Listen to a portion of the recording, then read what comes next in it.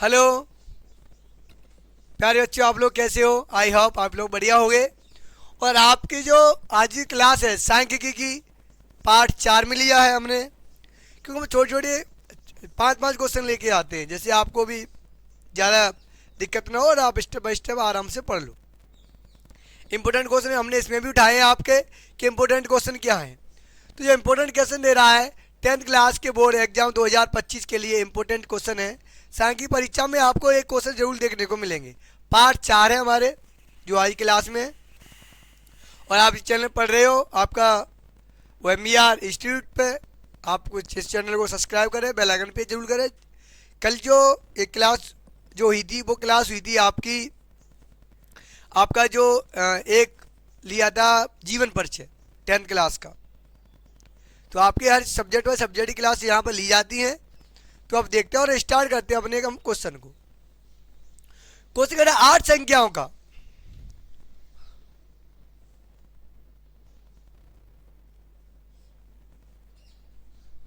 यानी कि 8 संख्याओं का समांतर माध्य दिया है। हम यहाँ पर डालते हैं हल। एक मिनट,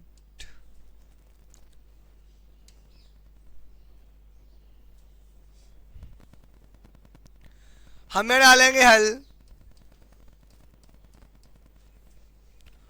और हल डाल के हम क्वेश्चन को अब करते हैं हल सॉल्व। 8 संख्याओं का समांतर माध्य कितना दिया है? 12 दिया है, यानी 8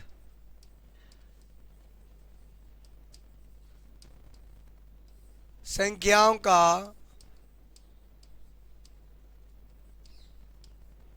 समांतर माध्य कितना दिया है? 12 है। नवी संख्या का अपठनीय यदि सभी 9 संख्याओं का माध्य जो समांतर माध्य यानी 13 है तो अपठनीय संख्या ज्ञात करनी है। ठीक है, कोई दिक्कत वाली बात नहीं है। समांतर माध्य हो गया। उसके बाद हमने लिया, अब इसका भी योगफल निकालते हैं। 8 संख्याओं का योगफल,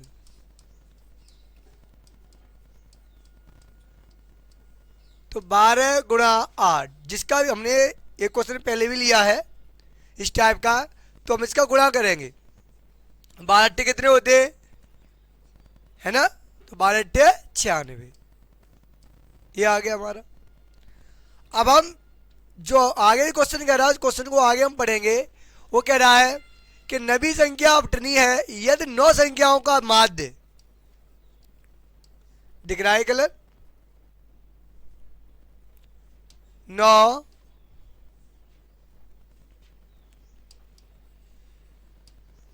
संख्याओं का जो समांतर माध्य दिया है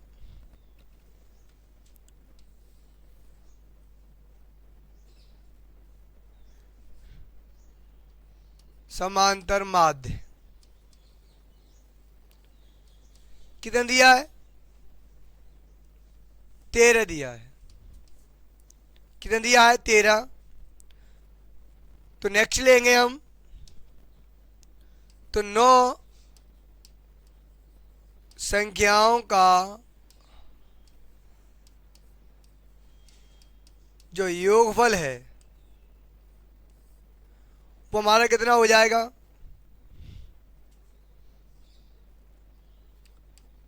9 गुणा 13, तो 13 नम्मा कितने होते हैं? 117। 13 नम्मा 117। और हमें निकालना क्या है? हमें निकालना है अपठनीय संख्याओं।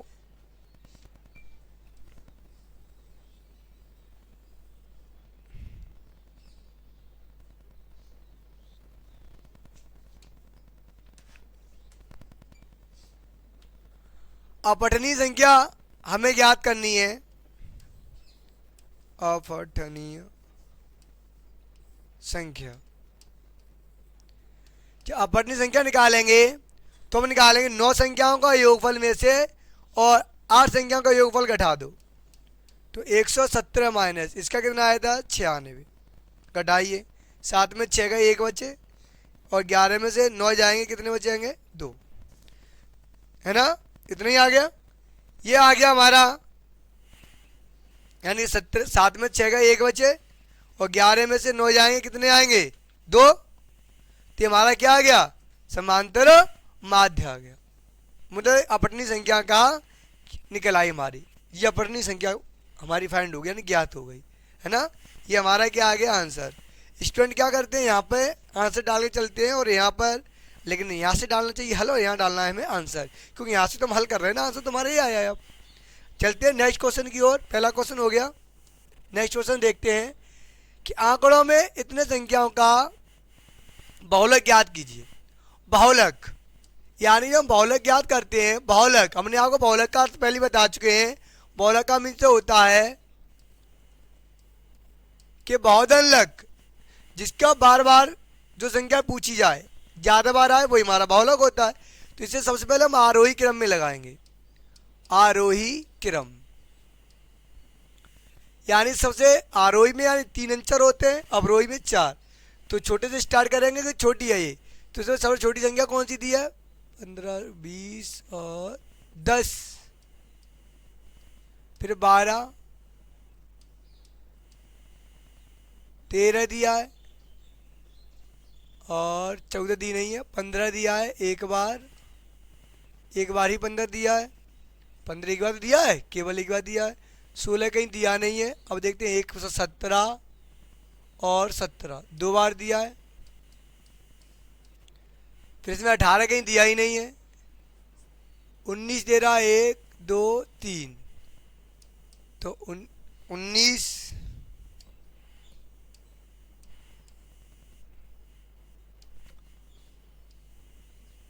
19 19 और 19 3 बार दिया है। अब क्या रह गया? 20, तो एक बार हमें 20 भी दिया है। संख्या कितनी हुई? 1 2 3 4 5 6 7 8 9 10। यहाँ कितनी है? 1 2 3 4 5 6 7 8 9 10, 10 हो गई। यहाँ अब यहाँ देखते हैं, अब हमें क्या फाइंड क्या करना है भाई? बहुलक। बहुलक यानी सीधी बात है कि अब देखते हैं 10 एक बार आया, 12 एक बार आया है, ये 13 है,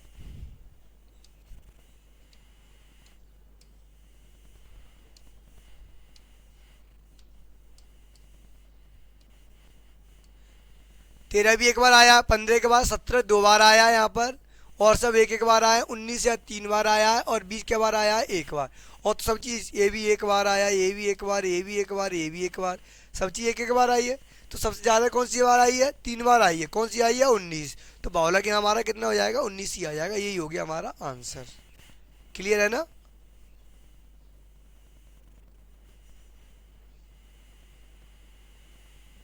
ठीक है, ये हो गया हमारा आंसर।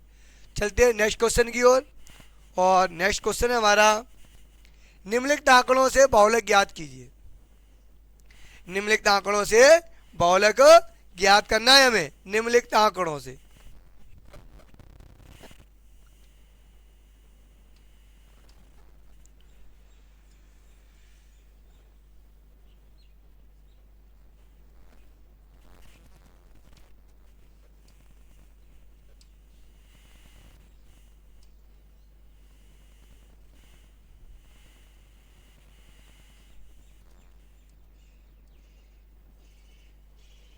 अलग अलग बना हुआ है, चलो कोई नहीं।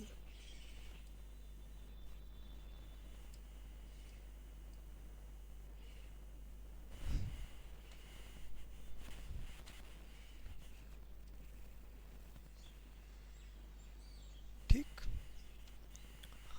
अब यहाँ देखते हैं, कुछ नहीं करना हमें, सिंपल से हल डालो। क्या निकलवा रहा है? बहुलक। तो हमने आपको बताया था बारंबारता। बारंबारता हमने क्वेश्चन बताए थे, जो ऐप होती है हमारी वो बारंबारता होती है ना? बारंबारता दी है, हम मध्यमान निकालते हैं एक्स। तो हमारी बारंबारता दी है, और बारंबारता में देखेंगे सबसे ज़्यादा जो पद आया है, सबसे ज़्यादा जो पद आया है वो कितना आया है वो देखना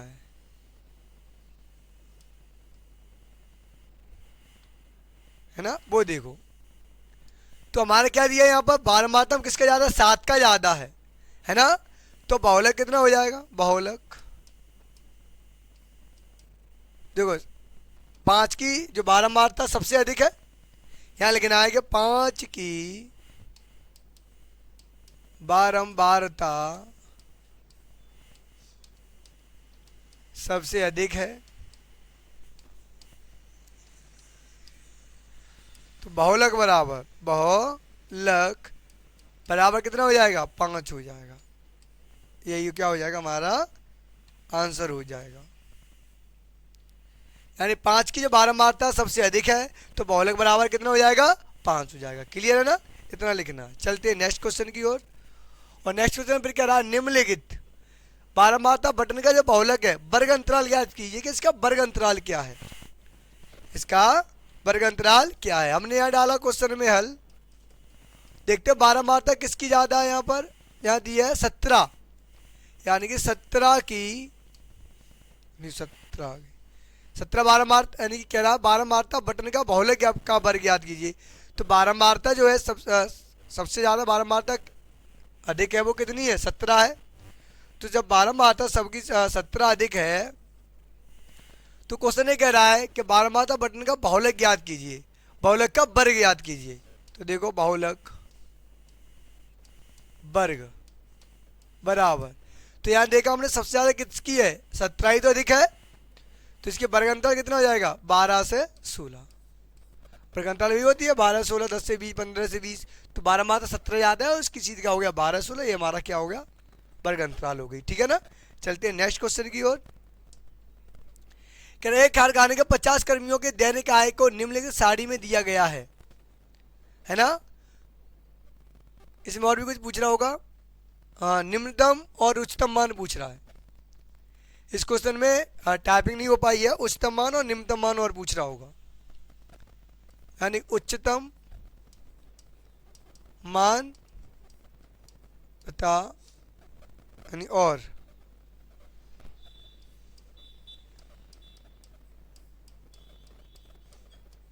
निम्नतम मान बताना है। टाइप नहीं हो पाया ये निम्नतम मान और उच्चतम मान पूछ रहा होगा इस वाले क्वेश्चन में। तो देखिए हमें करना कुछ नहीं है, उच्चतम मान पूछे कुछ ही पूछे, हमें यहाँ डालना है क्वेश्चन का हल। तो हमने देखा यानी कि कुछ जो संख्या दी यानी एफ ये दिया है, समांतर मान निकलवाने नहीं रहा है ना, हमें यहाँ मध्यमान निकलवाता। बहुलक यहाँ हमने देखा सबसे ज़्यादा किसकी ज़्यादा है, 14 की ज़्यादा है ना।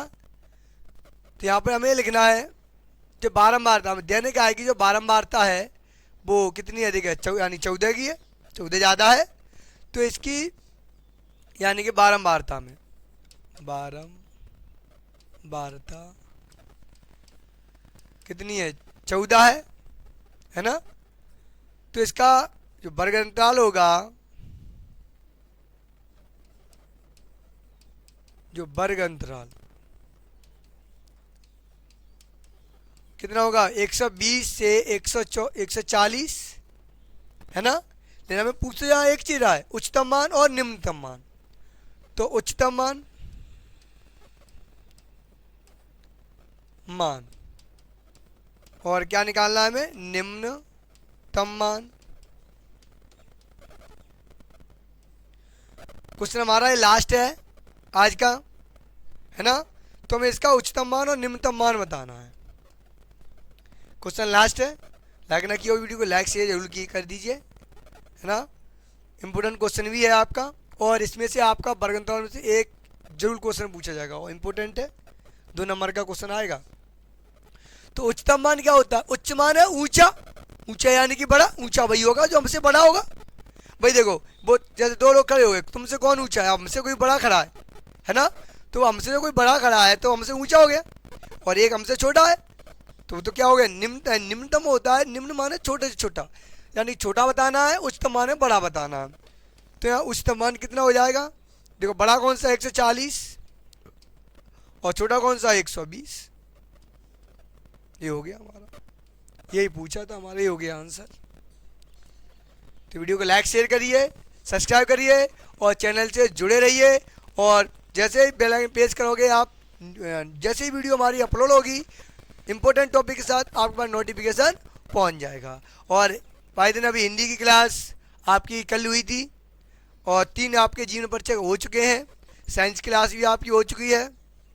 रोहित सर के द्वारा आपको जीवन परिचय हिंदी को कराई गई है और गहने सर जो है उनके द्वारा आपकी साइंस की क्लास ली गई है और आपकी इंग्लिश की क्लास प्रैक्टिस सेट बराबर आपके हो ही चुके हैं।